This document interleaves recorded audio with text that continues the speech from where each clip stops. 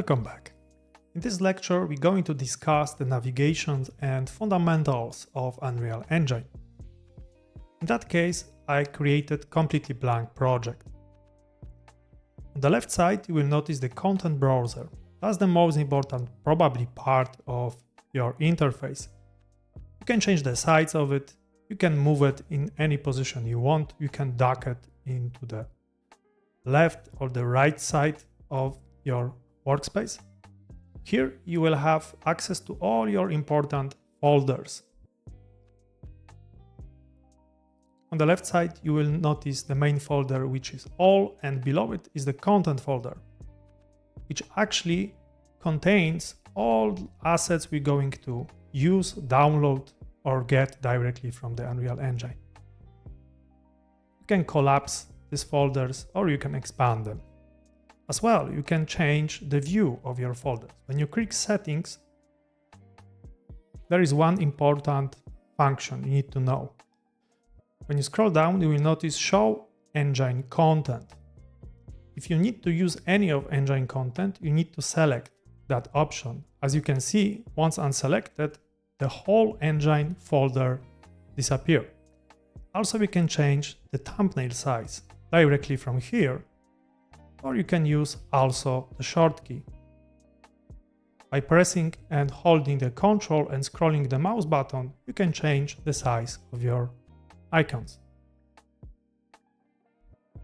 Okay, for now I'm going to close this content browser and I will show you another way for using the content. Also, you will have the content drawer on the bottom. So you can click it to expand it. As well, you can use Ctrl plus spacebar to open the content drawer. If you want to bring back the content browser, you can click on the windows on the top and just select Content Browser.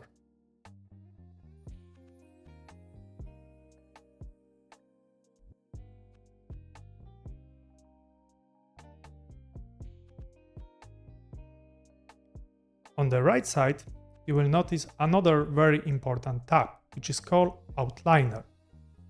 Outliner includes all the actors which are at the moment inside your level in Unreal Engine. For example, you can see different lighting actors like directional light, exponential height, fog, or skylight.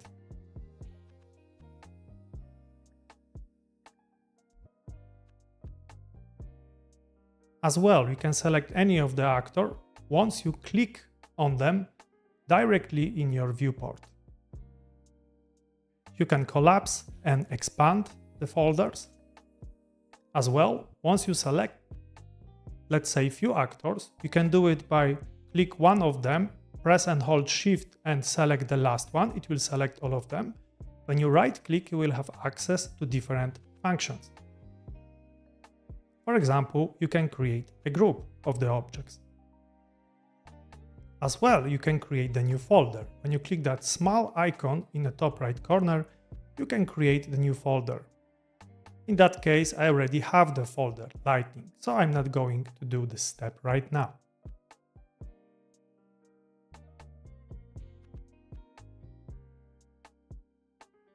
Another tab is Place Actor. It's a very important one, kind of the fundamental. If you don't see it, you can as well open it from the Windows tab. Inside the Place Actor, you will have all important basic actors which you can use in your project, in your game. When you click More, you can select categories. For example, we have shapes like cube, sphere, or plane. In cinematics category, you will have Sine Camera Actor, Camera Rig Crane, or Camera Rig Rail. You will also have access to the media plate. In visual effects, you can notice, for example, post-process volume or lighting actors.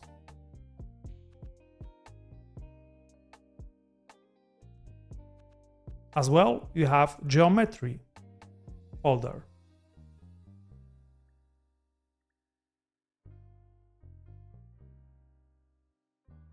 You have also volume categories. And you can also select all of them. In that case, I'm going to stick with the shapes. If you want to bring actor to your level,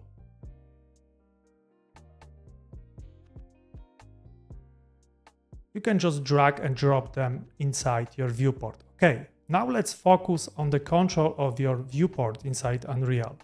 When you press the right mouse button and move your mouse, you can just move your camera around in any direction.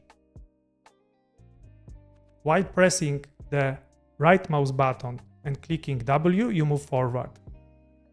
By pressing S, you move backward. By pressing A to the left, and by D to the right. If you press E on your keyboard, you will move up, and if you press Q, you move down. As well, if you press C, you will zoom in, and when you press Z, you will zoom out. Once you release your mouse button, you will return to the default position.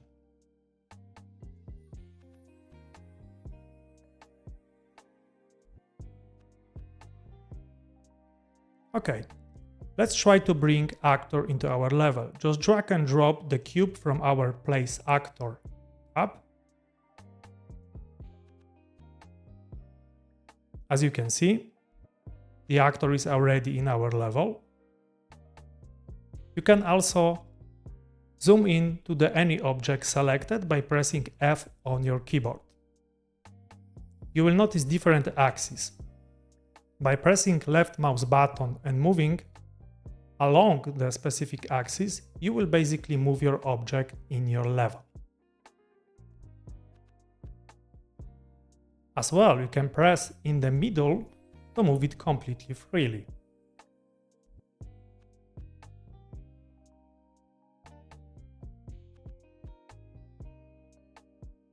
There is also another way to control it, which I'll explain in a moment. On the top, you will notice different options. First one is select object. Second one is translate option. Once selected, you will notice all the axes we just discussed. Another one is rotation.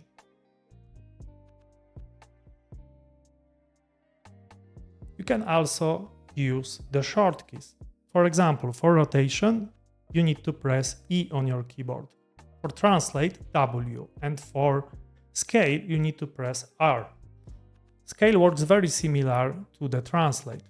You can scale along any axis you want, or you can select the middle point and scale your object in every axis at the same time.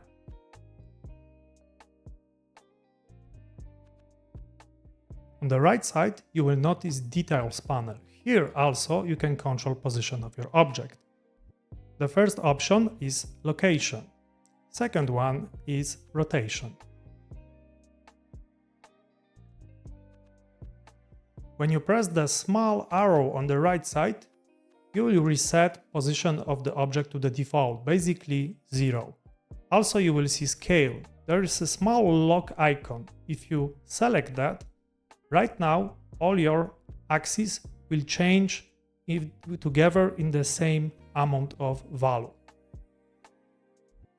One more thing, when you press and hold Ctrl on your keyboard and click and hold the left mouse button, you will move around the x-axis. With the right mouse button, y-axis, and when you press both left and right on your mouse, you will move on the z-axis.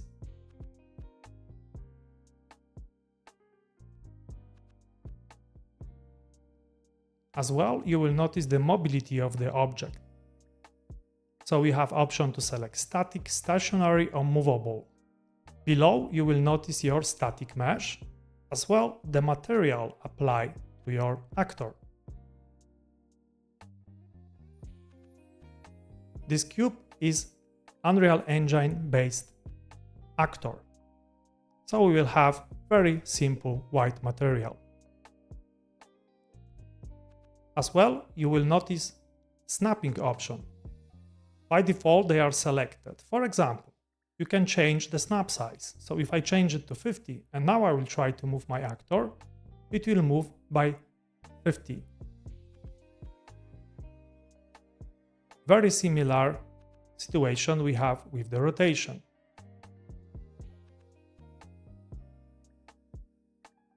As well, you can select the transform gizmo coordinate. By default is going to be world, but you can also change it to the local. It may be very useful. When you change to the local, also you will notice the surface snapping option.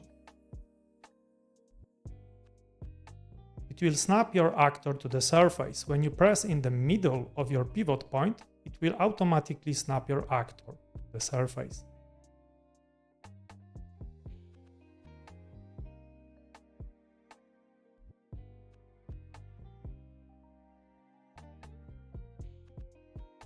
On the right side, you will see also option to expand your toolbar. For example, you will notice scale snap settings, as well the camera speed settings. By default, it's 1. You can change the speed of your camera here, or you can press and hold the right mouse button and just scroll your mouse. It will change the camera speed. I'm going to use it right now. Just take a look at the small camera icon in the top right. Here we also have option to maximize or restore this viewport. Once it's selected, you will notice I will have basically different layout. When I exit it, my viewport will look very strange. The reason is it automatically changes the visibility of my level. So you can select it on the left top corner. So here you will have different options. Standard one is a perspective. Also you can select the top, bottom, left, right or back. On the bottom also you will have option to select cinematic viewport, which is very useful if you're going to work with the sequencer.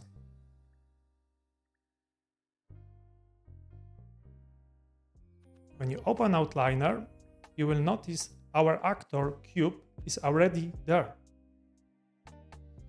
because we added it to our level before. Next important option is a view mode. By standard, you will notice the lit option, which renders the scene with all normal lighting. Another option is unlit. It's very useful if you work with heavy projects. We also have wireframe,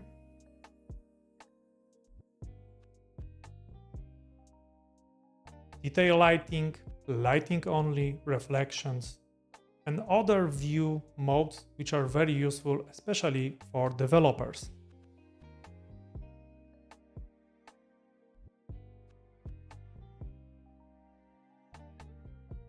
Okay, let's take a look, for example, at player collision. Also, you have option to have the view mode for path tracing, lumen, etc. Go back to the lit mode. Next option is Show tab.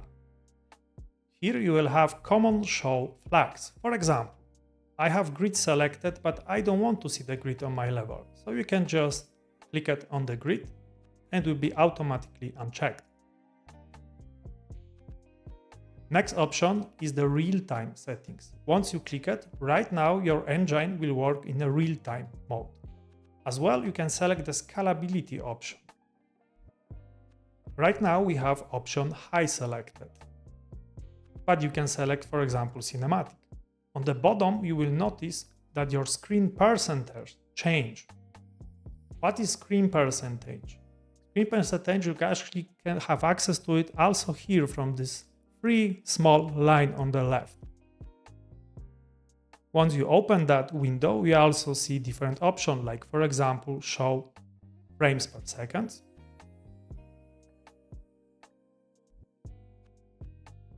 Or you can turn on the real time. As well, we can control your screen percentage. You can select just the custom override value.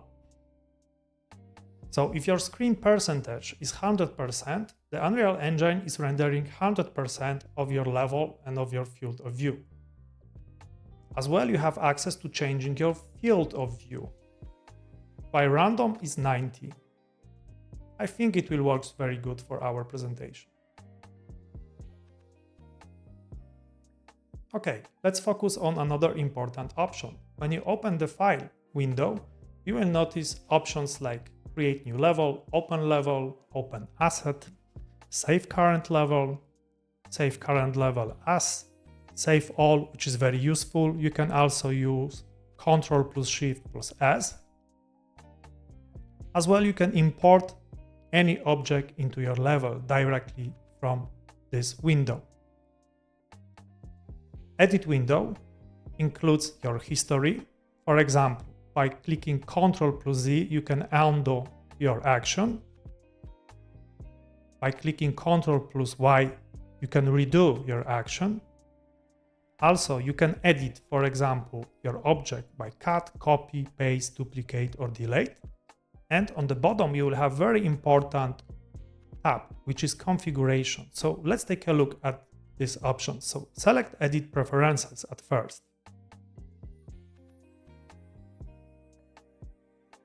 It gives you access to very essential functions inside Unreal Engine.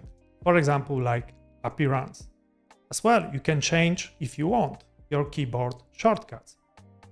So Unreal Engine is pretty much customized software.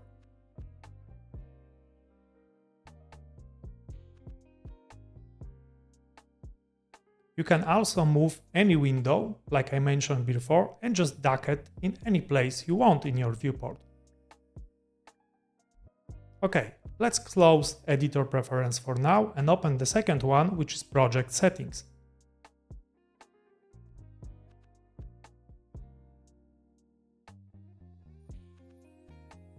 It also gives you option to customize your workspace. For example, if I select maps and modes, I can select the editor startup map or game default map.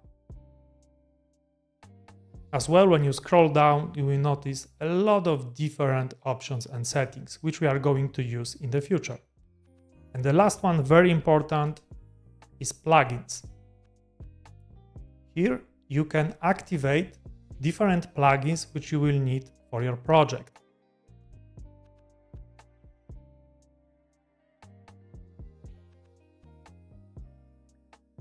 Next one is Tools window. When you have access to programming tools and other tools, mostly useful for developers. Next one is the Build window. When you can, for example, build your lighting in your levels, build your geometry, build paths, etc. Next one is Select window. When you have basically the control of the general select option, like select all, unselect all, or select immediate children. Next one is the actor window. I will show you one example how, for example, we can use that window. I'm going to select our mesh, which is the cube, and by opening the actor window, I will click Browse to Assets. Right now, the Unreal will show you the directory of the specific asset inside your content browser. Super useful if you have big project and many different actors in your level. As well, you have the Help window, when you can find very useful information about Unreal Engine itself.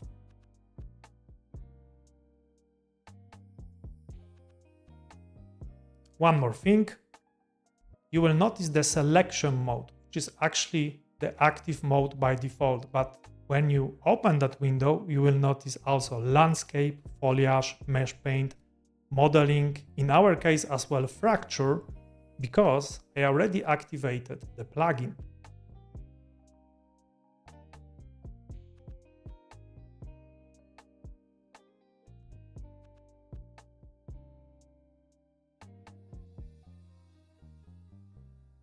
I see you in the next lecture.